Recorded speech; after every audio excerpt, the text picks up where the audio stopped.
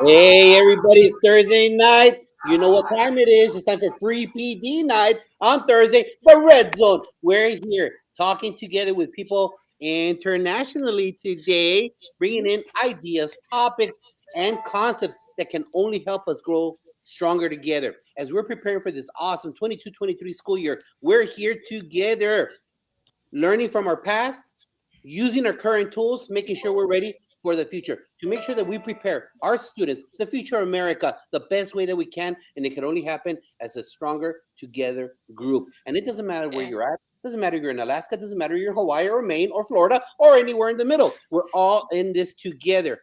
Especially in today's society, our kids are moving around from state to state. So as we learn these tricks, we learn all of these traits, we learn all of these different things to make kids successful. It can only make our job easier. So, welcome today to the Red Zone. Wherever you are, like it, share it, and please contribute because that's the only way we're going to get stronger together. What do you think, Dean? Are we ready to go? I think we're ready to go. That's almost like a touchdown already, Josh. You're absolutely killing it. Thursday night's all about getting better together, and we have some great guests tonight. And we're really looking forward to digging in a little bit and just hearing a little bit about their perspective on what they do each and every day. So, hey, why don't we do this? Let's kick it right around. And Lisa, why don't you start off first? Just tell a little bit about yourself, where you come from, what you do. Let the crowd know all about you.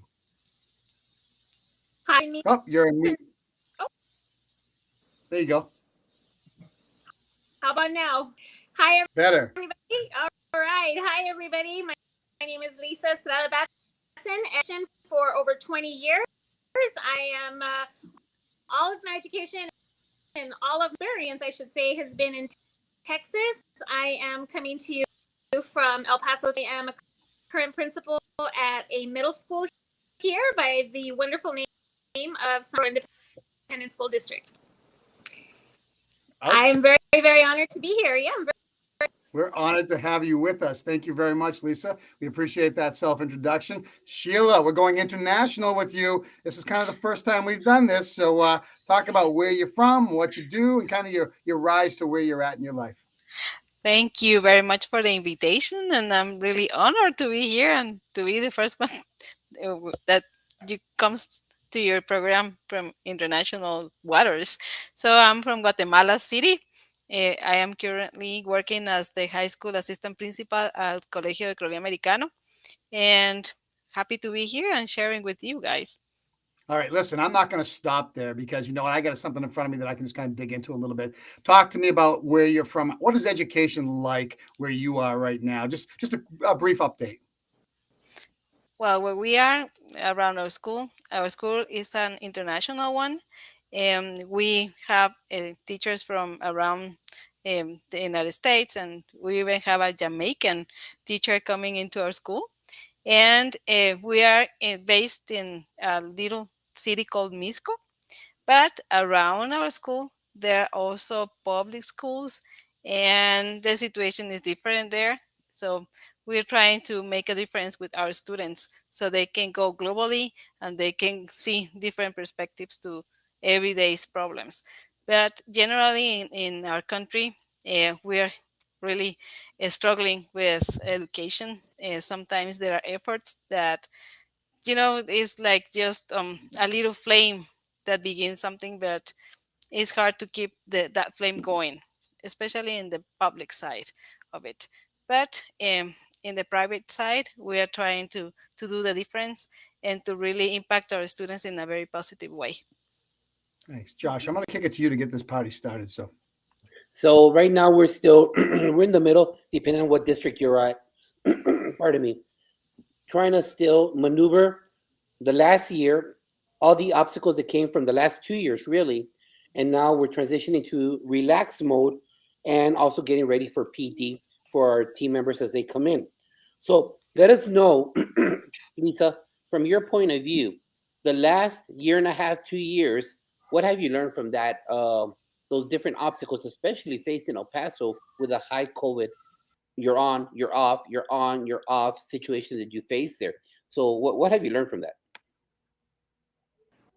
well, one of the things that that we've learned, or that I've learned at the campus level, has been really resiliency, having a sense of resilience, being able to make decisions or implement different to keep everyone safe and to keep the, you know, the momentum going as best as we could, making sure that, we remember that we're first taking care of people and that making sure our students are safe and our community is safe and our teachers are safe and still so it's been one of resiliency. I think we've learned how to bounce back, and that's why I think that because we have learned to deal with those gaps.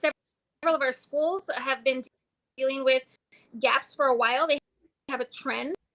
They have become the master teachers because now they're going to be able to strategies, not only that work for them, but also that they can share a matter of learning how to collaborate just a little bit more, learning how to share with our craft because we've had to, we've been forced to for a couple of weeks because you're ill or someone's having to watch your kids and help, and it's okay to ask for help.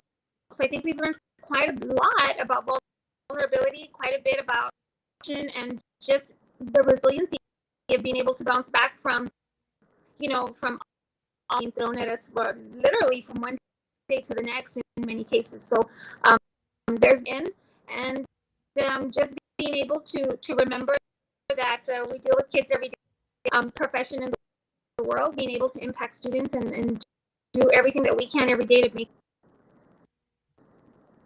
Thank you. So we want to hear your answer, Sheila, because we really don't know. I can't, okay, I can't speak about for anybody. I can only speak for me. I want to know what's up in Guatemala. How were you guys affected with Rona? Well, that's a Well, great starting point. yes, yeah, going back to March, what was it, March 13th, when the president said we had the first case in our country. We were thinking about, okay, 2 weeks and then everything will be okay. But then that was Friday. And then Monday, he said, no, everything is closed. So everybody should go back to, to their houses and see how we can deal with it. So private schools, I think that most of us had things that have been working before with Google Classroom and different platforms. So there were some schools that really had something in mind in order to make the transition. That was the case of my school. But in the public side, they began and they came out with this. Well, it was something with this program on the TV. So the kids got to watch those programs. They were teaching math and language in Espanol, idioma español as well. So the teachers could take that as the basis, and they created some study guides for the students to turn in. So in one of the schools that I know, they usually gave the work to the parents on Monday. The kids went home, worked from Monday to Thursday. On Friday, parents stopped by the school to turn in all the papers that the kids were working with. So the teachers checked during the weekend. So on Monday they will have another set of work in order to be done. So that was one school. Other schools just went through WhatsApp to send videos and content and check how they could do their job. But definitely there is a huge learning gap uh, in during these 3 years now, right? That we need to see how we can help our students really get closer to where we want them to be. In my school, we went virtual for the 2020 2021 whole year virtual. Then 21-22 we began the first semester virtual. Then in January, this past January, we began a hybrid but also in person. So at the end, by May, in high school we just had 20 students at home. Most of our students came back to school, came back to campus. We really had just a few cases in all high school. So you could see the difference when you saw the faces of our students. Even with the mask, their eyes really changed, because by December they were like disconnected right, and trying to avoid to connect to their virtual class. But that is how some of us handled the pandemic. For example, there's a lady that works with me, and she said, "You know what, Sheila? I have to teach my kid how to speak English because she's learning that, and she has to say a speech. So I have to record her and send that video to the teacher through WhatsApp." So parents also had a huge a, a, a challenge also at home to help their students, to help the students go and really do something. Yeah. And of course, internet is not accessible for everybody, you know, and I understand that that is also an issue all around the world. But there were some good initiatives like the one I told you about having the parents coming to the school, giving those papers back and forth in order to help the kids learn something. So, what did you Yeah. get away from this experience as an administrator in Guatemala? What did you learn from it? Well, I think that we have to really document ourselves. There is a lot of information around, and we really need to read, talk to other administrators around that have the same um, situation as we have, and really help each other, because there is going to be a teacher that will come to you and ask you, what do I do with this situation? And even though you don't have the answer, maybe you can tell that teacher, okay, look, I don't have the answer here, but here's a document that we can explore and we can see how we can adapt this. For example, in our case, we adapted the blended learning uh, strategies like the station rotation, a flipped classroom, in order to help our students. But we had to read and do like a mock trial and then help our teachers go through it. But really, you need to document yourself and see what is the best solution for your teachers. They are going to come to you anyways. So I'm just And going to tell you, internationally speaking, blended learning, station rotation, we do all that stuff. That is so yeah, good to hear. I absolutely love to hear that. So we are all in this same boat together. And what I'm hearing from you is like, listen, you're this triage. You guys are there are learning gaps. You're doing everything you can to make teachers feel comfortable about who they are and what they do, and you're really empowering them to do their very best. We're all putting those puzzle pieces back together, which I think is absolutely it's I don't want to use the word refreshing, but it's the same everywhere. It doesn't yeah, change. And it's one of the things we take away from this show. So keep going. I'm yes. sorry to derail that conversation. No, don't worry. And something that I have done personally is that during December 2020, there was a Google Educator group beginning in our country. So I got involved, and now I'm a leader also in that group, and we are trying to really help our teachers. Every Saturday we have a different show to explain these good trends and good practices to our teachers. And just today we had um, yeah, it was a little conference with some teachers from a place called Mazatenango, which is about 17 kilometers from the city. It was a virtual encounter. I think So Josh has we been had, there. you have been to Mazatlán? No. So yeah, so we're trying to also to help our teachers in our country. Nice. Really, Yeah, really but good it's stuff. this yeah, we know that it's little by little. There is too many things to do, but Listen, I'm going to tell both Sheila and Lisa. You know what? Step back, find your balance, find your place. Because I'll tell you what, the puzzle will get put back together. It will, and you will do your job as leaders to be able to make sure that you support and empower and recognize and celebrate all the people that are with you. Speaking of celebrating, now what are you guys doing during the summer to help rejuvenate yourself in preparation for what's coming up? Because it's coming quick. Our school year is going to start in less than 30 days. So it's coming really fast. So, Lisa, why don't we start with you?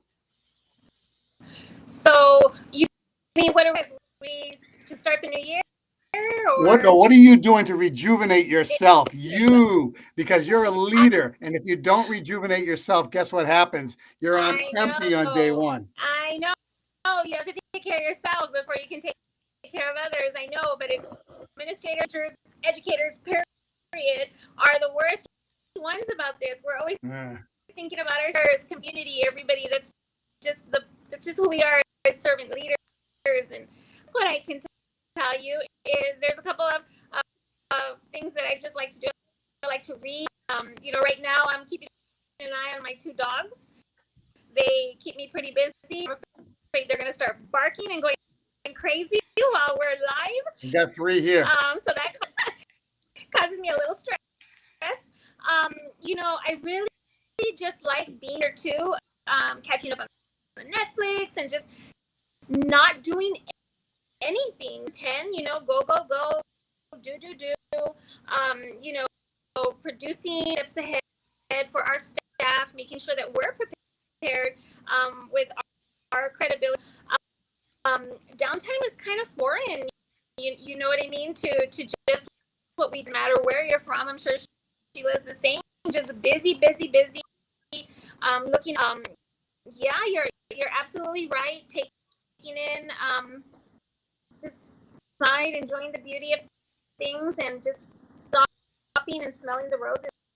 I think that educators sometimes you just have to slow life down a little bit, breathe in, moment. Family, friends. It's important to rid of the time because as administrators, especially high school, like I'm sure Sheila, and you're hardly ever home. So when you get the opportunity to be home, you really enjoy. So I can honestly tell you that I'm a homebody, and I'm hardly ever home here and just relax with my husband, with my dogs, and just rest. Really get some rest. I love it. You hit on all the important parts. Sheila, can you top that? Just rest. Rest, I'm yes. back on track. Last week was my first day back to work, but we had these 3 weeks of really relaxing time. What I really love was to wake up very late in the morning because I wake up around 5 a.m. because we need to travel and there is lots of traffic. So just waking up late around 8, 7, 9. And also I love to cook. So to my kids, they like pancakes and just that is the way we relax and we reconnect. I have two sons. One is 18 years old and the other one is 16 years old. And the oldest one is already at the university. So I took the time to take him to the university, have Good. some fun around, and then come back to pick him up.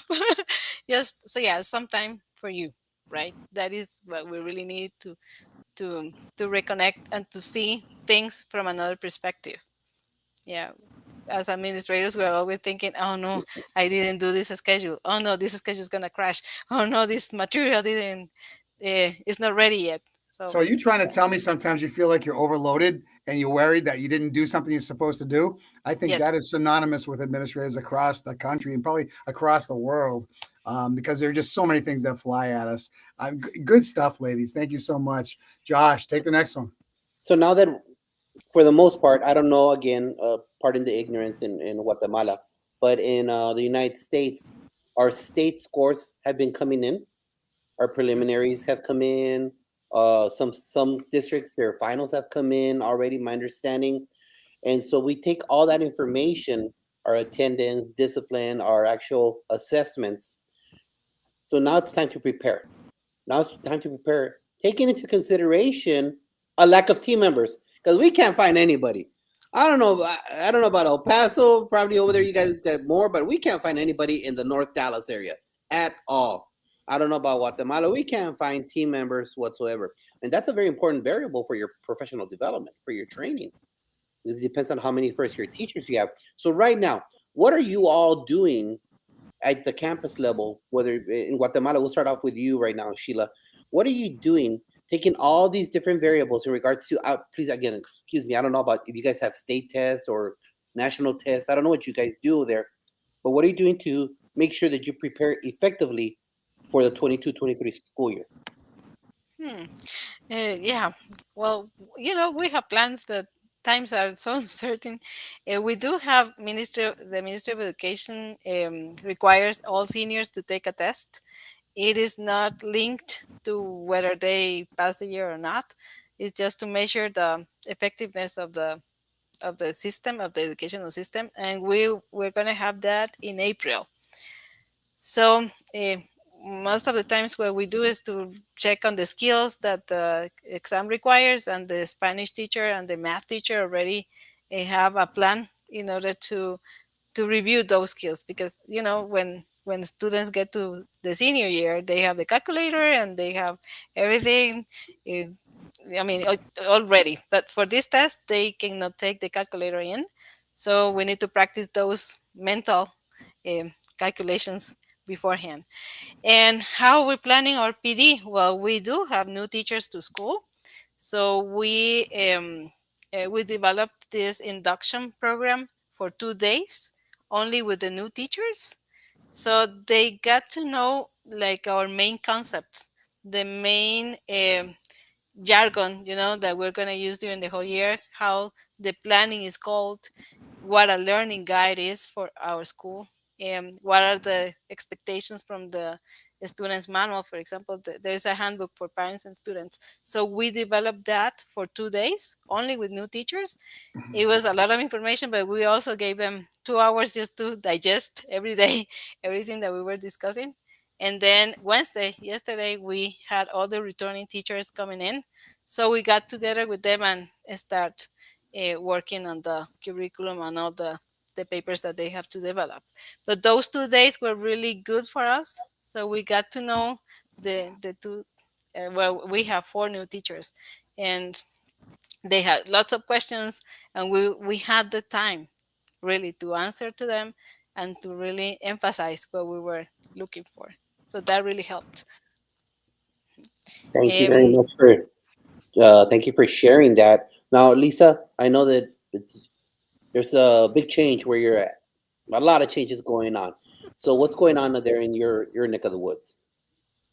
But it's funny that you should ask. We had leadership today, and so our biggest for our district is going to be to reset and refocus. Just where our kids are, and really just having that reality check, need and what our teachers need.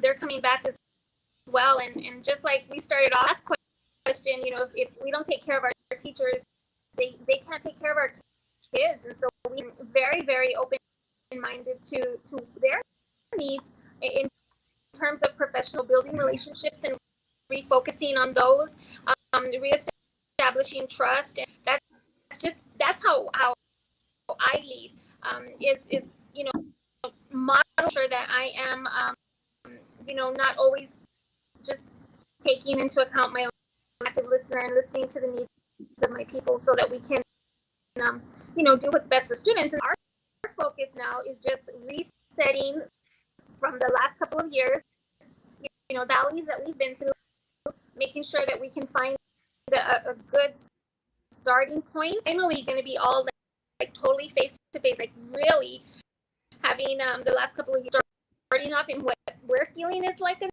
normal, right now, and just to come back into the classroom.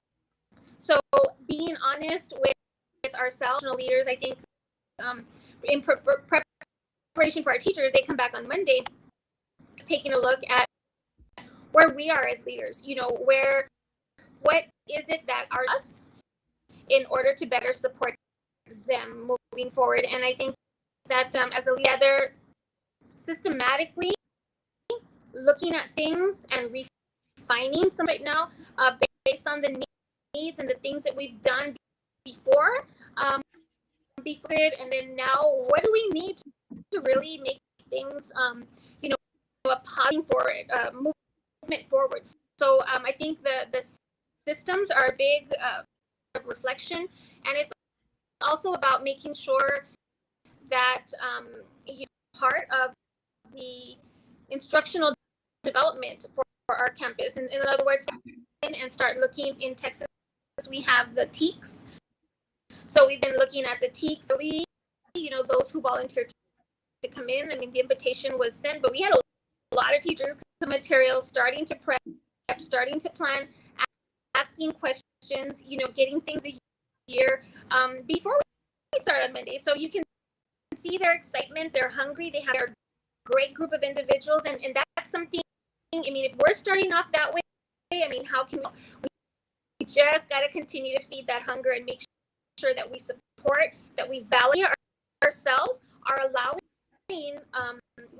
ourselves to be vulnerable with them. There are things, there's going to be some things we can, provide, and maybe others that we can't, but we can compromise, and then also just do the best that we can to support them. And our teachers really, really do. They're the ones in the trenches, and we have to make sure that we're just their needs. And again, if we take care of our teachers, I really, really truly believe they'll take care of our students. Lisa, I'm gonna push back a little bit, and I'm gonna dig, because you said something that really intrigued me, and the word was systems. Okay, I'm a huge systems guy, because every functioning school has systems that are in place that just continue to churn out greatness. What are you talking about when you say systems? Because for people who are listening here, they may not understand that. And not to put you on the spot, are you looking at MTSS, tiered interventions? Are you looking at ensuring that you have things set up for every student to remove all barriers for learning? What does that mean to you? I think when we talk about systems, we talk about curriculum, talk about when we break down, for example, let me give you one facet of education at my particular campus. We talk about PLCs, professional. That is huge in our district. Something that we have like totally invested in, just in that collaboration, that understanding of collaboration, true collaboration. And so PLCs for us is where we have, a system where we allow for one conference period for our teachers, and we also allow for one PL every day, so that our teachers have their conference time to manage their communication or parent meetings. But then on PLC time, they are meeting their grade level teams or their content teams. And so through PLCs, we have data analysis systems where we actually break down information, most granularist piece, if that's a word, right? But we do it because granular is a word. Yeah, because we want to make sure that we're exit of that data, right? But we're walking our team through it. We have systems in place, making sure that those procedures and protocols are in place, and that our teachers know step by step they have to do until we can build routine. Once we build those routines in, start moving like a well-oiled machine. We just have to trust, our people, and they're going to fail all the time. You're going to fail, and that's okay. I tell my APs, it's okay. In order to get to success, you have to fail occasionally, because that's how we learn what not to do. So we have to be okay with that. However, we can't wait till the end of the school year to tell them, no, it's okay to fail. Keep the timeline in check. Those are systems where we can modify what isn't working, and then reassess, and then reorient. So it has to be a constant assessment of, they're going to change maybe from one marking period to the next, 1 week to the next. But it's like, I remember being a teacher, and I planned for this lesson. I thought it was awesome. It was great. I had 10%. My students are going to love it. First period comes around, my kids come in, I start the lesson, and so then what happens? I'm there thinking between transition, 3 minutes, 4 minutes, what am I going to do the rest of the day? The same thing is with systems. It's going to happen. We have to be open to feed us. And so when things go wrong, as they oftentimes do in the classroom, we have to be okay with saying, okay, now I have a team, let's pull it together, let's go ahead, let's reflect and improve, and let's move forward. It's always about moving forward, not looking back in systems. But be reflective, but don't stay there. Keep moving forward. I love it. That's so growth mindseted. That's all that I wanted to hear from you. You had it all in place. Sheila, take that and run with that for a minute. Systems in your school that make your school that place. Talk a little bit about it. I think, and I agree with Lisa as well. I think that connection will make our system really, really work.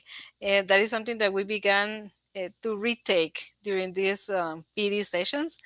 In our school, we used to have a social emotional learning program called Tribes, and Tribes is divided into four main. Well, it has four main agreements: mutual respect, attentive listening, no put downs, appreciations.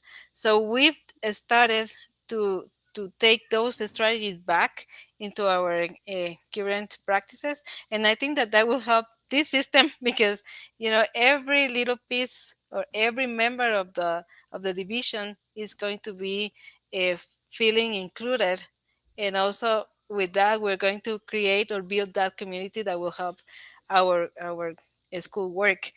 But yeah, I agree with Lisa that there is a system, there is this little bonding that we need to continue fostering in our schools that will help our teachers become come happier to the school. If they are happy, if they feel included, if they feel that we're a community, our students will feel the same.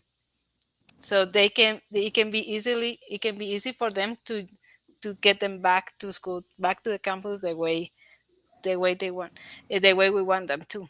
And there is a saying, my principal always says this: if you connect the heart first, then the mind will follow, I love right? it. Mhm. I love Hey, it. Great Dean, I'm stuff. interested. What are you doing? Sorry. I know you're hiring your team members. What are you doing over there in the Massachusetts area? What's the question again? You caught me off guard here. What? Well, What? what are you doing right now for the preparation? Because we changed that question Hmm. to systems, but I Oh, want to know what you're doing. You and I are always side by side yeah. asking these So, questions, but yeah, I'm no, interested in you. thanks for throwing that curveball at me, but I'm going to tell you what I'm doing, okay? Because the bottom line here is I've got a great assistant principal who's great with data, and he's put together a continuum of MTSS tiered interventions, benchmark data for every kid in our school. And we share that out constantly. So we have the pulse of every student. We have probably 723 kids, but I mean, at the end of the day, I mean, a few less this year because one of our biggest classes will be leaving, but we can monitor them on the fly and we can be able to make adjustments to what their needs might be. Now, listen, state testing is state testing. You know what? You've got kids that come up against that. You know what they do? They shut down. They never represent themselves to the true level. So you got to get through the psyche to really get a true analysis if kids can really, really perform well in those tests. But great schools, as far as I'm concerned, can shift on the dime to be able to provide whatever any student needs. We're moving from terms to trimesters this year. So at the end of each trimester, we will dig into every data piece that we have, and then we will make adjustments that are according to the best needs of every child. And you want to know something? We'll also include parents, caregivers. We want to have that ongoing dialogue about what makes their kid tick, and more importantly, helping them grow. You know what? It's not rocket science, but it does take work. I've yet to find the program that actually interfaces with our school information system that just provides data where I touch a button. So you gotta use Google spreadsheets. You gotta have teachers collect extra data, put it all together. But you know Data what? studio from Google. Yeah, I'll tell you what, it comes back to this though. If you're a relational person and care about kids and connect with them, you will always get their best. Always. We're not teaching robots, we're teaching human beings. So if you just make sure they know that you care about them, and Josh, you say this best, kids don't care how much you know until they know how much you care. He's right when he says that, okay? I don't care if you're at the elementary level, middle school level, high school level, greet those kids with a smile. I'm not going to lie to you. We have some summer programs going on, and I love this. I have this one individual child who said, Mr. Packard, will you take me to the skate park afterwards and let me show you what I can do with my bike? You know what I could have said as a principal? Nah, I don't have time. I got other things to do. But you know what I did? I called the mother. I got the mother to say, it's okay for me to put him in my truck. He brought his bike into school, put it in my office. I brought him to the skate park afterwards. I watched him do the tricks that he wanted to show me. And you know what he said to me? Thank you, Mr. Packard. That was the nicest thing I've had in a while. So think about that for a second and the power of that relational piece. Okay, that's what kids remember.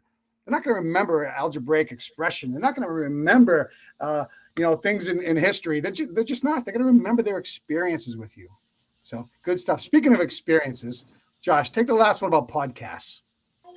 So part of the our whole summer series have been addressing different podcasters, and now we're within with our peers, our colleagues across the United States and now internationally. So I would like to ask you guys, how do you feel that podcasts and resources like these can better enhance our learning environment, can better enhance our team members in the classroom, and also considering their hesitation. Because I know in this part of the country, like where I came from, social media is not an issue. But here it is an issue because of the fear or lack of focus or presentation. Look, through Twitter, we met Sheila. Through social media, she's part of the podcast here.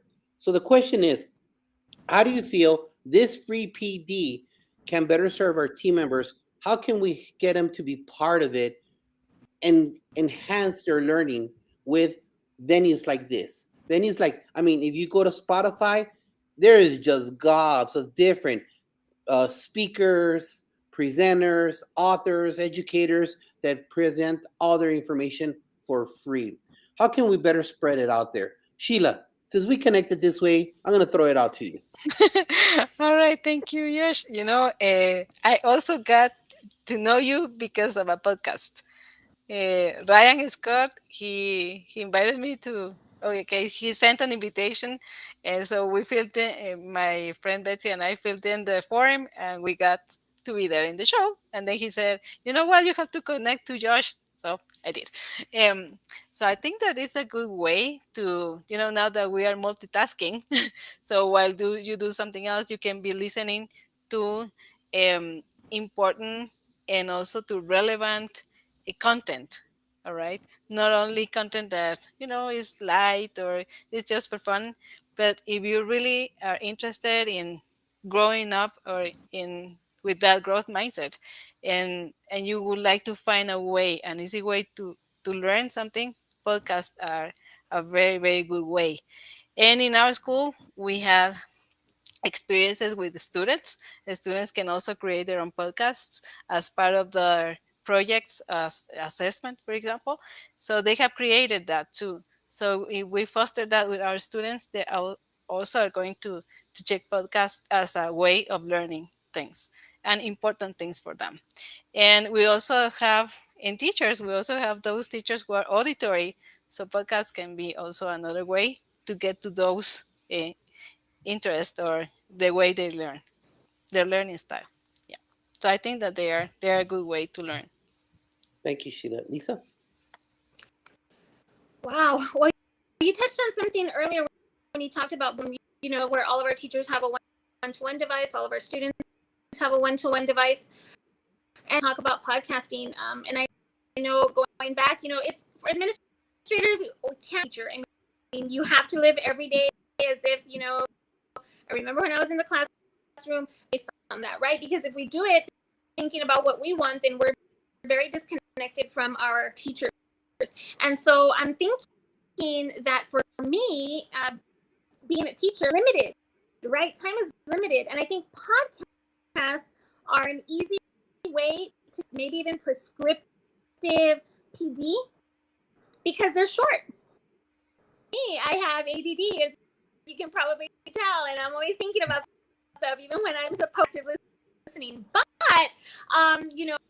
if I can get a good 30 minutes about something that I'm trying to implement on my campus or trying to implement something in this room, and then maybe I can connect, like Sheila and Josh there, they talk a little bit, strategies. I know we have other things like, teachers, other like LinkedIn and things like that, but a podcast can really get to the nitty. It can do it very, very quickly, and that's what I think teachers want. In a 5, 6, 7, 8 hour PD, they want, they want to know right now. Want to try it. They want to get results. They want to test it. They want to, all of that, because their world from 8 o'clock to 3:30.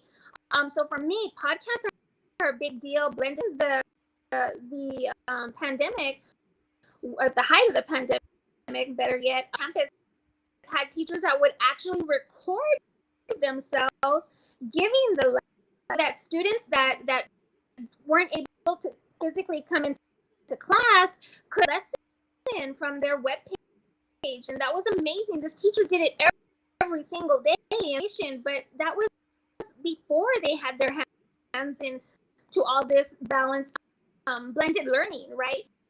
And so I want to think about them and fast they needed, how quickly they want it, and podcasts are a way of doing that. Just other avenues, other platforms, like Flipgrid, or I for a class one time.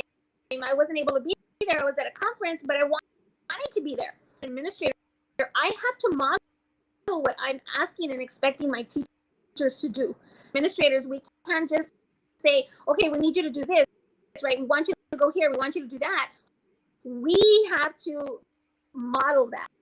And that's part of our growth mindset, our craft, and the limitations to our craft, right? Because maybe we new because we're scared. But podcasting, this is my first podcast, actually. I said, okay, why not? I was kind of thinking, oh my God, am I going to be able to do this?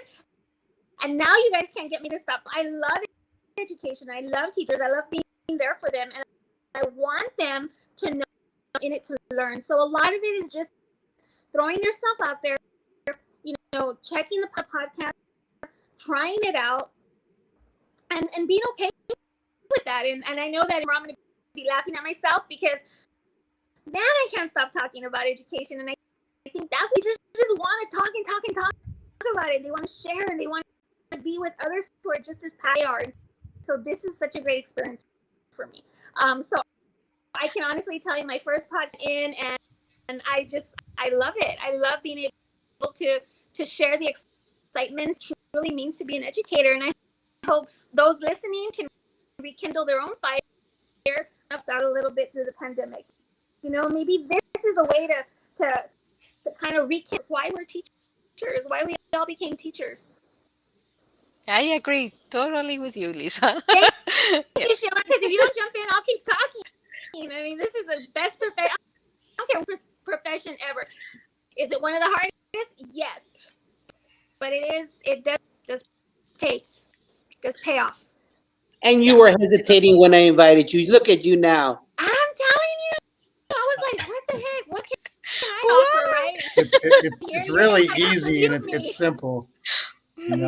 Well, you know what, guys? We're at that mark right now. So please, if you're out there, you're seeing this on the rebroadcast, you want to learn about how to rejuvenate over summer, we got some great ideas right here. If you want to learn about what we learned from Corona, we got it right here today. If you want to learn how to prepare for tomorrow in 22-23, you got it here right now on this free PED, on this podcast today. And you know what, D? Let me tell you one thing. I think we scored another touchdown. You think so? Inside the red zone. Last 2 minutes of the game. Put it in the end zone. Hey, ladies, thank you so much. You know what? I always smile. My predecessor was a great middle school. She was a great middle school principal. I learned from her, tough as nails. And she taught me about resiliency. She taught me about how to be that person who could stand tall and do all the little things right. So it sounds like you both are on your track to do that. And I'll tell you what, don't stop. Be that change, be that person, be that individual where anyone can come to you at any time. And more importantly, be that champion for every child that steps in front of you. Guys, thank you so much for joining us. We're going to cut it here. Stay on for a little bit more. But more importantly, thank you all so much for joining us tonight. What a great night. What a great segment. Sheila, Lisa, Josh. Thank you. You guys rock. Anytime.